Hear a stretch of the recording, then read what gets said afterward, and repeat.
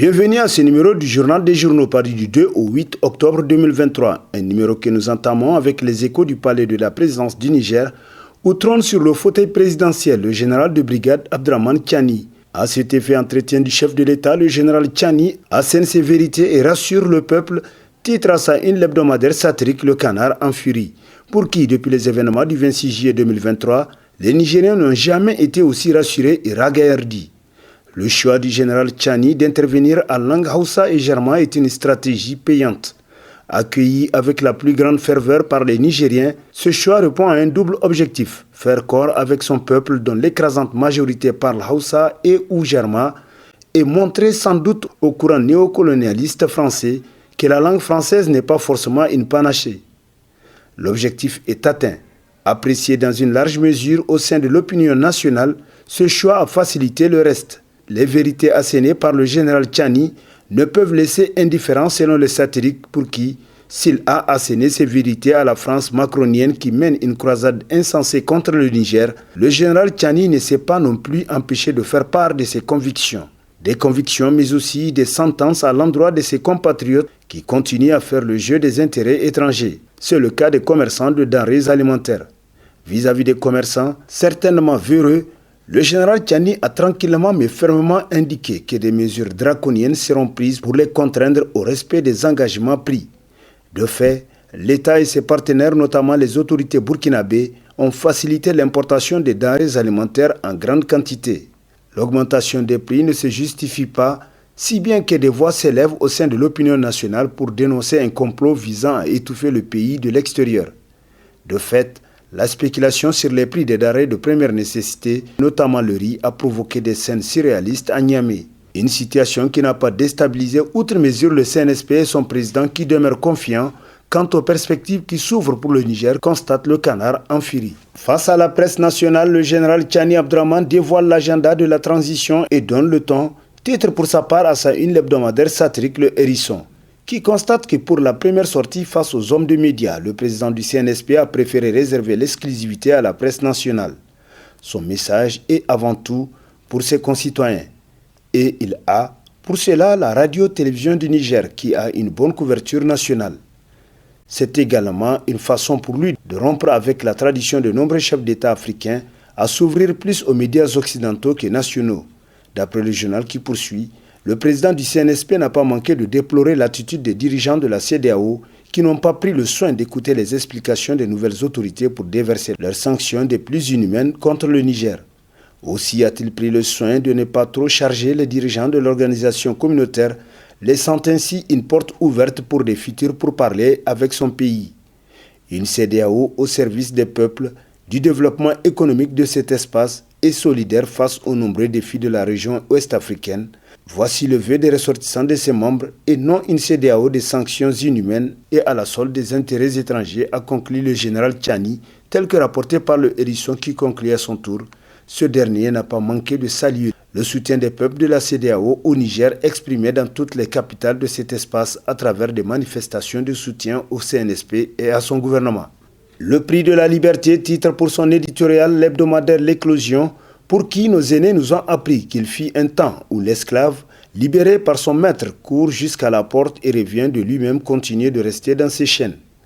Parce qu'il ne sait plus que faire, ni où aller après toutes ces années passées à obéir. Mais c'est aussi parce qu'en quittant la maison du maître, il va devoir se prendre en charge, s'alimenter, se soigner, s'habiller et par-dessus tout faire ses propres choix selon le journal d'après choix qui implique un risque d'erreur, une titubation voire un effondrement temporaire. Mais tout ça est le prix à payer pour la liberté. Et pour qui connaît la valeur de la liberté, pour celui qui est fier d'être responsable de sa vie, ce prix à payer n'est rien comparé aux chaînes de la domination sous toutes ses formes. Les Nigériens, dans leur grande majorité, ont choisi cette voie de la liberté, quel qu'en serait le prix, y compris le sacrifice ultime, constate L'Éclosion. En finir avec l'instabilité politique pour bâtir un Niger prospère, titre dans sa rubrique Économie, l'hebdomadaire Niger Interbdo, qui constate le putsch du 26 juillet dernier a attiré au pays des sanctions d'une rare sévérité et qui provoque des dégâts considérables sur la population qui se retrouve à court de certains biens essentiels, tels que les médicaments et l'électricité. L'objectif des sanctions infligées au Niger par la CEDEAO et l'UEMOA était entre autres de dissuader la junte afin qu'elle renonce à son projet et pousser par ricochet la population qui serait lourdement impactée à se retourner contre les putschistes. Paradoxalement, c'est plutôt l'effet inverse qui se serait produit. En effet, malgré le coût très exorbitant pour le Niger, les nouvelles autorités continuent de bénéficier du soutien d'une part non négligeable de la population qui les perçoit par ailleurs comme des libérateurs et donc des héros nationaux, constate l'hebdomadaire Niger Interhebdo qui conclut « Toute la question est de savoir si les Nigériens sauront tirer véritablement les enseignements de la crise actuelle et être prêts à consentir d'énormes sacrifices, travailler vigoureusement afin de bâtir des institutions résilientes, stabiliser l'économie, améliorer la vie des populations vulnérables et poser les bases d'une croissance durable et inclusive et faire ainsi du Niger une fierté des Nigériennes et Nigériens, mais aussi de l'Afrique. Assise nationale, la machine s'est-elle grippée?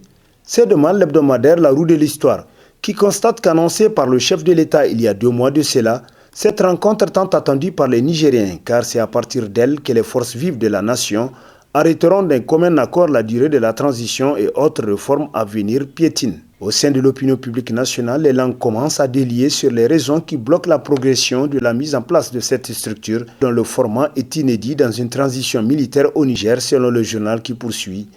Bien qu'aucune date n'ait été annoncée pour la reprise du processus, l'opinion publique nationale estime que les lignes doivent bouger en ce qui concerne les assises nationales, vu leur importance pour la transition et certainement pour l'amorce d'un dialogue susceptible de sortir le pays de la crise. En attendant que les travaux reprennent, les citoyens, tout comme le gouvernement et le CNSP, fondent l'espoir que les personnes qui seront désignées à la base répondront aux attentes des citoyens en étant à la hauteur de la tâche pour laquelle elles ont été désignées par la communauté, conclut La Roue de l'Histoire. Issifou Mahamadou, de l'impitoyable dirigeant au citoyen Froussard qui cherche sa peau, titre dans sa rubrique politique l'hebdomadaire L'Éclosion, pour qui, voilà maintenant, après 2 mois de résistance et de soutien en faveur de nouvelles autorités, l'hypothèse d'une intervention militaire de la CEDEAO se dissipe de jour en jour. Et c'est à ce moment que Mahamadou Issoufou décide de sortir de sa carapace pour dire à travers un tweet qu'il est toujours préoccupé par la crise que traverse notre pays, le Niger. Il réaffirme que seule une solution négociée ouvrira la voie au retour rapide à un ordre constitutionnel. L'ancien président Issoufou Mahamadou a toutes les raisons de s'inquiéter, car la vie a toujours cette beauté de nous mettre en reflet nos actes, constate le journal pour qui, quoi que l'on fasse de bon ou de mauvais, nous revient. Toujours égal à lui-même, avant de se préoccuper du Niger et de son peuple, Issifou Mahamadou s'apitoie sur son propre sort en ne s'opposant pas à une guerre contre notre pays au moment opportun, mais aujourd'hui que c'est son propre sort qui est en jeu. Il fait semblant de s'en préoccuper, constate l'Éclosion qui conclut « Pauvre individu égoïste jusqu'à la moelle épinière ». Média qu'un des responsables des médias publics semble trahir la patrie, titre dans ses colonnes l'hebdomadaire Le Courrier qui nous apprend que suite à la sortie médiatique du président du CNSP, un fugitif tiré-ferreur du régime annonce sur sa page Facebook de tenir les roches de l'interview exclusive accordée à Télé Sahel et à l'ONEP. Cette annonce sonne comme un défi à l'autorité de l'État et une faute grave passible de poursuites judiciaires commises par des responsables des médias publics. En tout cas, si cela s'avère, tous les directeurs généraux des médias publics doivent être virés et poursuivis pour connivence avec des fugitifs recherchés pour avoir trahi la patrie selon le journal qui poursuit. En manquant de professionnalisme, ils auraient envoyé les roches de l'interview du chef de l'État à un fugitif recherché, ce qui constituerait un acte de traîtrise, donc de haute trahison d'après l'hebdomadaire qui renchérit.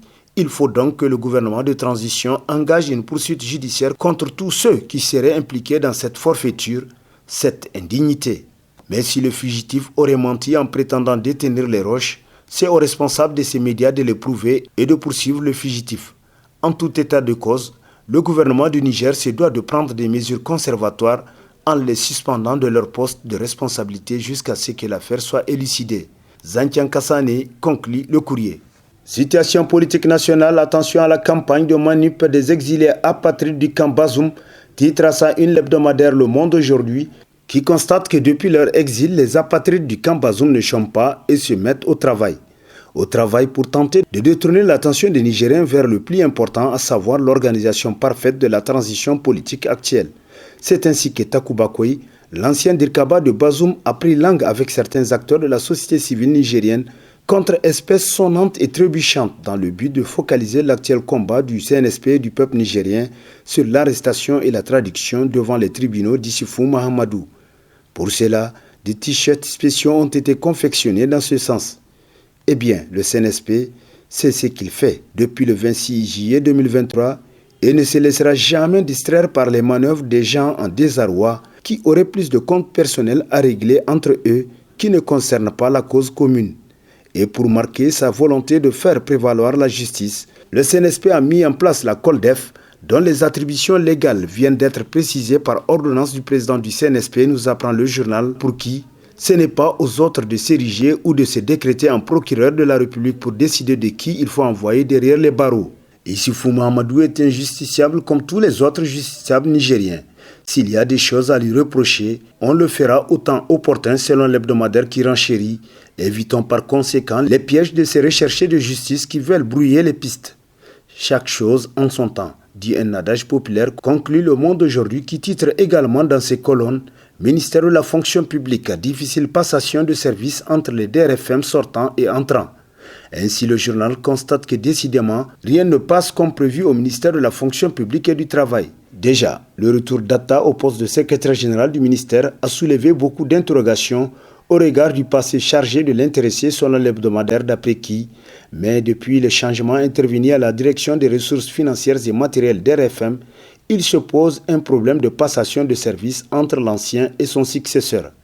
En effet, depuis sa nomination, d'après des sources bien informées telles que rapportées par le journal, le nouveau DRFM refuserait de prendre fonction tant qu'un certain nombre de zones d'ombre n'auraient pas été éclaircies dans la gestion de son prédécesseur. Du coup, cette direction est pratiquement paralysée par cette situation. On parle à cet effet de frais de concours devant être organisés, mais dont on n'aurait pas trouvé trace dans la comptabilité de la direction.